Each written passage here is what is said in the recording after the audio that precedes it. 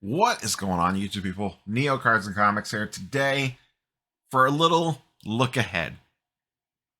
Today would normally be the weekly sports card market update. We're going to push that tomorrow since it is New Year's Day 2023. It is a brand new year. We need to throw out a little bit of predictions, some things I'm going to be hunting for, some thought processes for the upcoming year. In the comment section down below, feel free to fire off with whatever your hot take or takes are for the upcoming 2023 year, whether that's card related, comic related, collectible related, whatever it is. Let me know what you're thinking. What's one of your big one or two predictions for this upcoming year?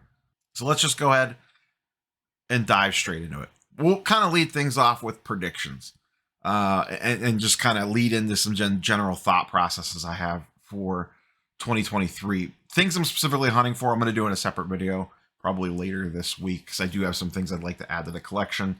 Did the top 10 things last year and then kind of recounted that at the end of this past year to see how I did on that. So we'll do that video later this week. I am recording this a couple days ahead. So if anything, last year I recorded this video and Topps bought Fanatics, or Fanatics bought Topps in between the time I recorded and the video posted. So I am recording this on Wednesday afternoon / early evening on December the 28th to go up January 1st, 2023. Prediction number one, and probably the biggest prediction. I'm just going to come right out of the gates here. I do not think the current grading landscape as we see it today, as in 4 major grading companies, I think there is some sort of shift sometime this year that something significant happens to one of those. What do I mean by that? It could mean acquisition, merger. I am thinking along those lines. Maybe someone gets wild and crazy and stops grading cards altogether. I don't think we see that one. I am mostly thinking in the land of acquisition or merger. Someone acquires someone. Maybe there's only 3 major grading companies because one grading company purchases another one. Or maybe one of the existing independents, SGC, gets purchased by, let's say, Fanatics or something like that. So there's still an SGC grading, but now maybe they're owned by someone different. I think we see something like that happen. Now, the 2 most likely candidates are SGC and Beckett.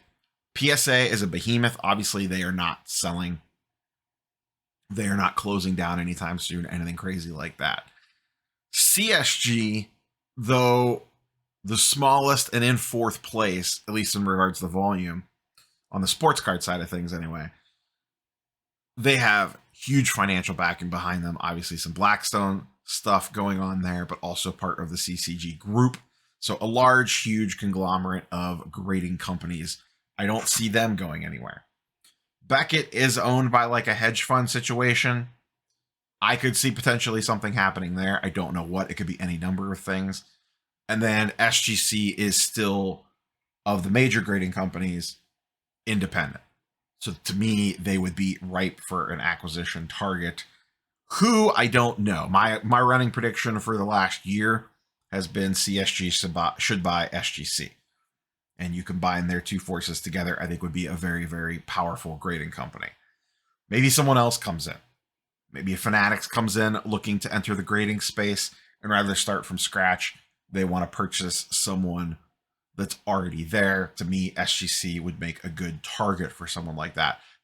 On that level, if you're talking about Fanatics buying someone, Beckett would also make an interesting acquisition target if they wanted to go with the name brand approach there. One of the more wild ideas that I had, and I'm just kind of throwing this out there, I don't think this will actually happen, but if PSA bought Beckett, and the reason why I say that is, to me, the interesting angle on this is not actually card related. I think if they did that, they would just shutter the sports card grading side of things completely. But the angle there would be to get your foot in the door of the comic book space. I assume at some point in time, PSA wants to give it a go at grading comic books. CBCS, Beckett's comic grading division, is the second largest grading space, or company rather, of the comic book world. It's a distant second. It's a wide gap between CGC and CBCS. But there really aren't a lot of other logical companies that make sense for them to go after in that space that at least have some sort of respect on them.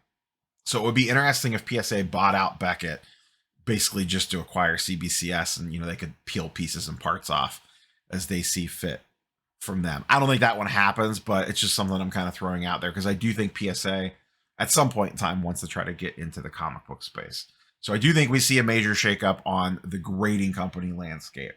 Now, this is a prediction that I had last year that did not come true, and that is, I think, some of the smaller grading companies, the pop-ups, if you will, this is the year that they feel pain, and I think we could see some closures, mergers, acquisitions in that space as well. This was my number one prediction for 2022. It did not come true, but I will roll that prediction forward because I do think we continue to kind of see that happening. And that'll kind of lead me into the next thing. I didn't really number these. We're just kind of talking through some stuff. I do feel like 2023 is going to be kind of like how we were talking about in the grading space, the year of companies combining / as crappy as it says to say, I think we're going to lose some companies this year, probably mostly smaller ones.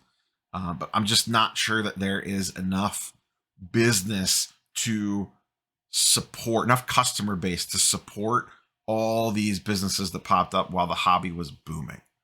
Vaults to me are a big one. I don't feel like there's enough there to support all the vaults that have popped up. To me, my major one that I would be most worried about in the vaulting space would be Alt. And I think that they would love to be purchased. I have no inside information there.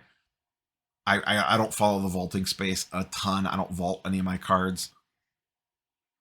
But they just feel like a company that maybe bit off more than they can chew, just from the outside perspective looking in. I could see them potentially wanting to get purchased, gobbled up. If not them, I just feel like we have too many vaults and not all these vaulting companies can hang if they don't have the constant transactions going through, if they're not getting those vault fees, if they don't have a marketplace to support it. Now, Alt does have some of those things, but out of all of them, they're the ones that I worry about the most, I think, just because they're kind of the newest kid on the block. Technically, eBay is the newest kid on the block, but eBay is eBay. They have enough money that they can kind of ride things out. And if they can actually execute on the eBay vault, it could be intriguing. To me, the company that would really, if it switched hands or if it got acquired, could really kind of shake things up would be, and I've seen speculation on this, and it sounds like there's some partnership there, if Fanatics went after ComC as their buying and selling platform and kind of brought them into the year 2023 on a technology side of things. ComC, great platform. They just feel very behind the times, just like they just haven't played catch up on the tech side of things. If Fanatics came in, purchased them, and kind of upped their game, if you will, with a bunch of IT support and updating things and apps and all this sorts of stuff, I could see that being a major win for the Fanatics side of things from a marketplace standpoint. We give them a very big leap ahead on the marketplace standpoint, because then you'd have your own internal thing, but it's also bridged with eBay. So that would be an intriguing angle that, hey, we have our own marketplace to buy and sell on, but you could also have the ability to list that stuff on eBay. I think that would be smart to grab some of the buying and selling fees, but maybe let that still be tied to eBay in that way, because that is a big appeal of the ComC platform is that you can then send that stuff to the eBay platform to buy and sell. It would obviously then open them up to an EPAC-like system. Upper Deck has EPAC partnered with ComC that manages a lot of that, does a lot of the heavy lift for the digital ripping of cards, where you have some of the cards physically that you can then have shipped home to you. That's done all at ComC. If Topps or Fanatics came in and bought out ComC, that would cut the legs out from under Upper Deck, and then they could use that own tech, once again, up it a little bit, and then roll out their own thing that if you want to buy boxes rip the cards digitally, have the physical cards in Com C, and then have them shipped to you or listed for sale or whatever. I could see something like that happening. I think that would be long term, probably not 2023. But if Fanatics kind of wanted to jump the curve a little bit or skip some steps, I guess would be the better term for it, I could see them potentially looking at something like a Com C. I think this is the first real year that we feel Fanatics influence on Topps. I think most of this year, Topps has had some wins, but they also had some pretty major screw ups. The Topps Chrome debacle, Topps Chrome update debacle, along with a few other things. But they've had some products that were really good too. You know, Topps Update Paper, quality control was great, great checklist, very strong product. People seem to really like Topps Holiday this year, and a handful of other stuff has performed quite well. Bowman's obviously always a big deal. But like I said, they've also had their screw ups too, but I just don't know how much impact Fanatics has actually had. The way I understand it from everything I've always been told is these product life cycles take a while to spin up from the time it's designed to sent to the printer to printed, packaged, and shipped out to distributors. There's quite a bit of lead time there. So I still feel like most of this product was probably still all handled under pre-Fanatics leadership. At least they laid out the groundwork for it. Now, who's to know how much blame Fanatics has to say in some of the issues Topps had this year? We don't really know, or if those would have happened regardless whether Fanatics came in.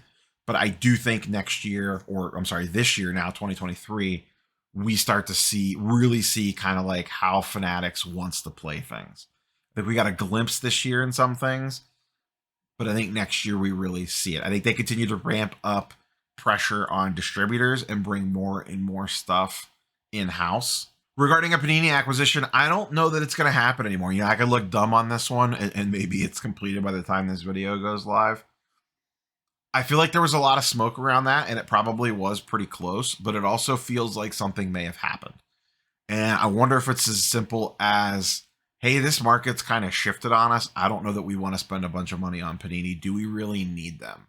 Now, I could see something. So I guess my former prediction here will be Topps/Fanatics does not acquire Panini, but I wonder if they make a play to try to buy them out of their license for the last year or two, however much time is left on the football and basketball license, so they could begin to start producing Topps branded football and basketball cards sooner rather than later.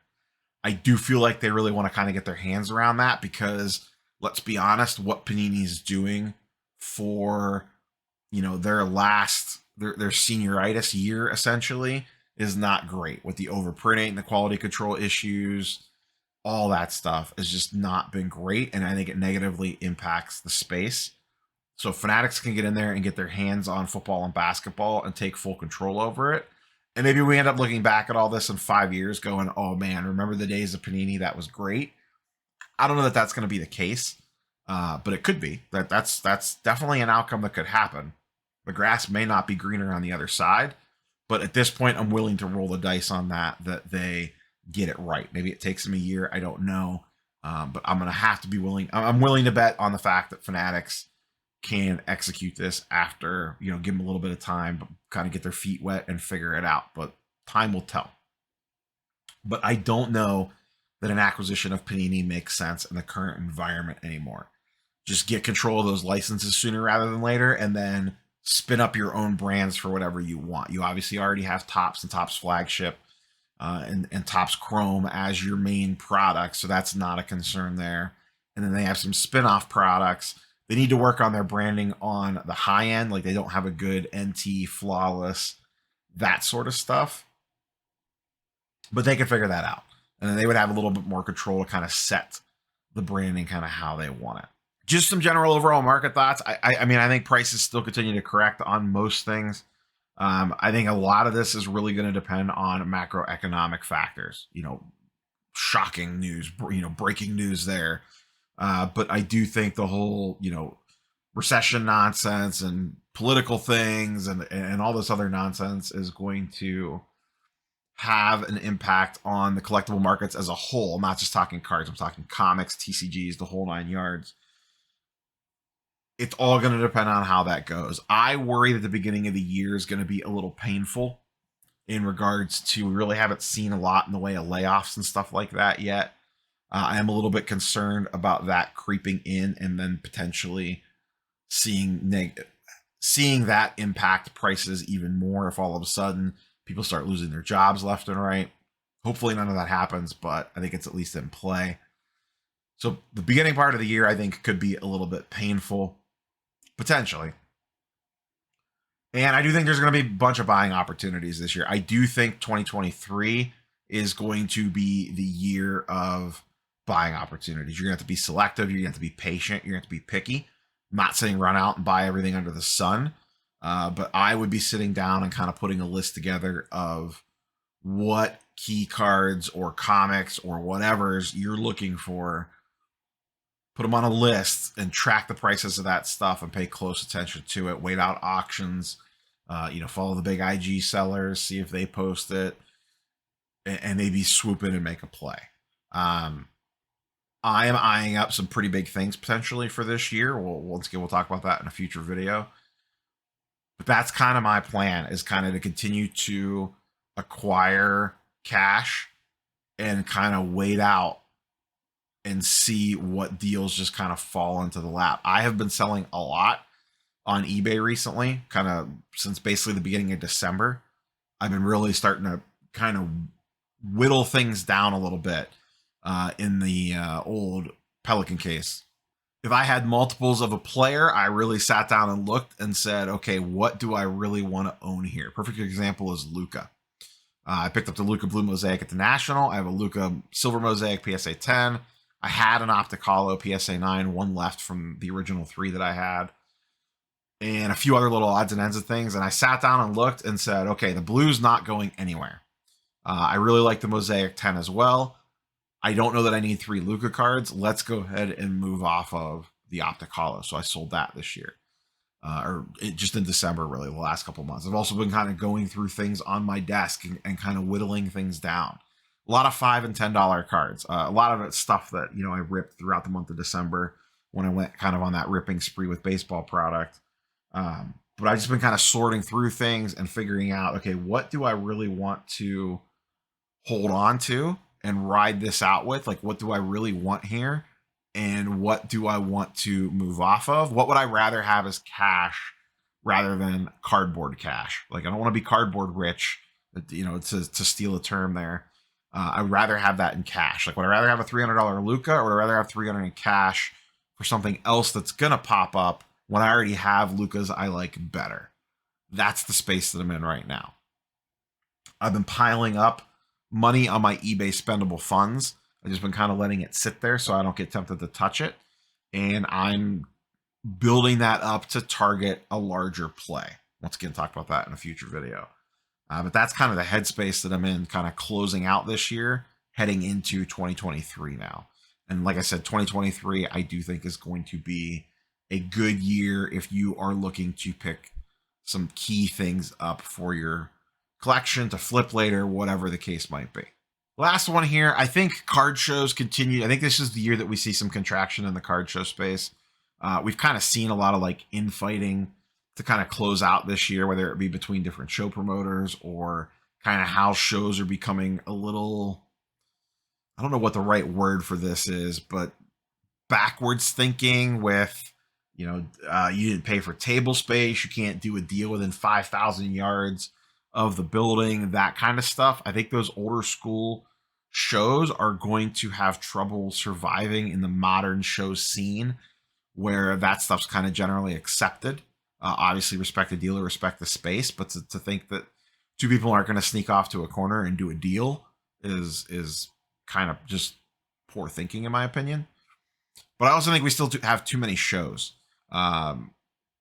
Local shows, I am not concerned about unless your area is ultra saturated. But your local 50 to 100 table show, those are going to be the ones that survive because all they care about is the locals coming. They just need their normal crew to roll in, and that'll be enough business to kind of keep everybody happy. It's more the regional and national level shows that we could see some contraction in that space. There are a ton of massive travel shows, if you will. And I don't know if there's enough people to travel around anymore and support all those shows. Before like a Dallas, an Atlanta, or whatever, everyone would migrate. Okay, cool. Like everyone on the cards team would go to that city for that weekend.